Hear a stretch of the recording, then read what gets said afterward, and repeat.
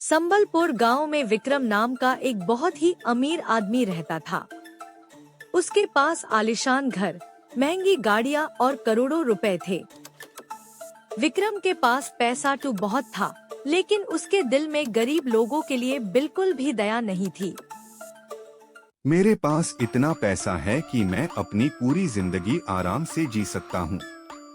मुझे किसी गरीब या आम आदमी की जरूरत नहीं। विक्रम को अपने पैसों पर इतना घमंड था कि वो हर किसी को अपने से छोटा समझता था। एक दिन विक्रम अपनी महंगी कार में बाजार जा रहा था। रास्ते में उसने एक गरीब लड़के को देखा। उस लड़के का नाम नट्टू था।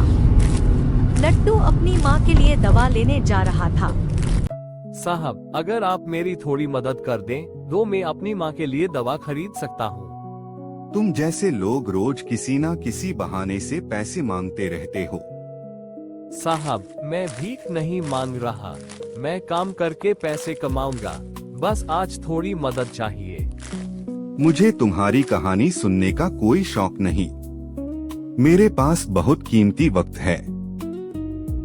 विक्रम ने नट्टू को बिना मदद किए वहाँ से भेज दिया। नट्टू चुपचाप वहाँ से चला गया। नट्टू बहुत गरीब था, लेकिन वो ईमानदार था।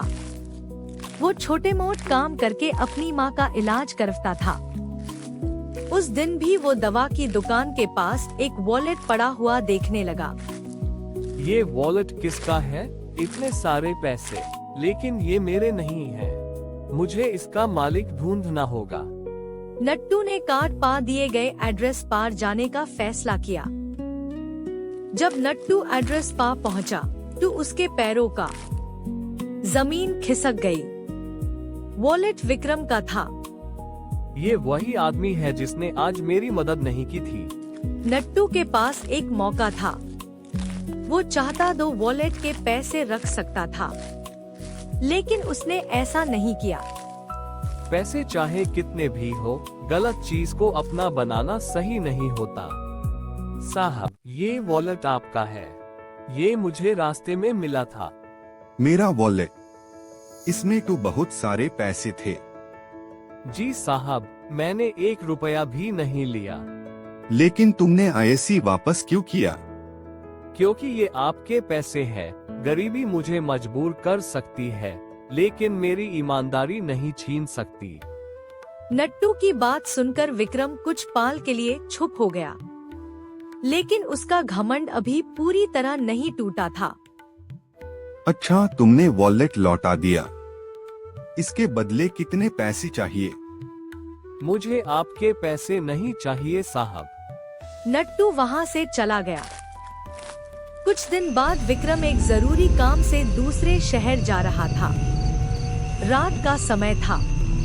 अचानक उसकी कार एक सुनसान सड़क पर खराब हो गई। ये कार भी अभी खराब होनी थी। विक्रम ने फोन निकाला, लेकिन वहाँ नेटवर्क नहीं था। कोई है? मेरी मदद करो। सड़क बिल्कुल सुनसान थी। विक्रम पहली बार खुद को बिल्कुल अकेला महसूस कर रहा था।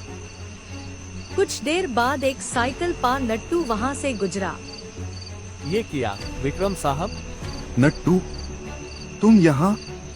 जी साहब, क्या हुआ? मेरी कार खराब हो गई है।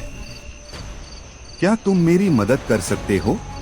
बिल्कुल साहब। का उसने पास के गांव से मैकेनिक को बुलाया। कुछ देर की मेहनत के बाद कार ठीक हो गई। नट्टू, आज तुमने मेरी मदद की, लेकिन कुछ दिन पहले मैंने तुम्हारी मदद करने से मना कर दिया था।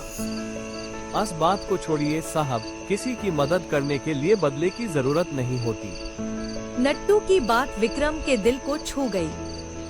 उसने पहली बार समझा कि उसके पास करोड़ों रुपए होने के बाद भी वो अंदर से गरीब था। नट्टू, आज मुझे समझ आ गया कि मैं कितना घमंडी था। मैं समझता था कि पैसा ही सब कुछ है, लेकिन तुम्हारे पास पैसा कम है, फिर भी तुम्हारे दिल में इंसानियत बहुत है। उस दिन के बाद विक्रम पूरी तरह बदल गया। उसने गरीब लोगों की मदद करना शुरू कर दिया। उसने एक छोटा सा फ्री क्लिनिक बनवाया जहां गरीब लोगों का इलाज मुफ्त में होने लगा। नट्टू की मां का भी अच्छे हॉस्पिटल में इलाज करवाया। साहब, आपने मेरी माँ की जान बचाने में मदद की। मैं आपका ये एहसान कभी नहीं भूलूंगा। नट्टू, ऐसी एहसान मत समझना। तुमने मुझे जो सबक दिया है उसकी कीमत दुनिया के सारे पैसा दिए चुकाना संभव नहीं। कभी भी अपने पैसों पर घमंड मत करो, क्योंकि वक्त कब किसकी जरूरत बना दे कोई नहीं जानता।